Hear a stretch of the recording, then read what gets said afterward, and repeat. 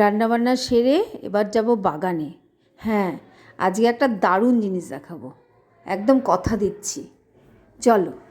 মনে আছে একটা বকফুল গাছ বসিয়েছিলাম, সেই যে অনেক দিন আগে প্রথম দেখলাম ফুল ফুটছে।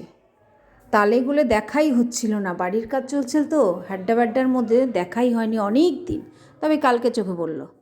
এই যে দাঁড়াও দেখাচ্ছি, দেখতে পাচ্ছ বকফুল।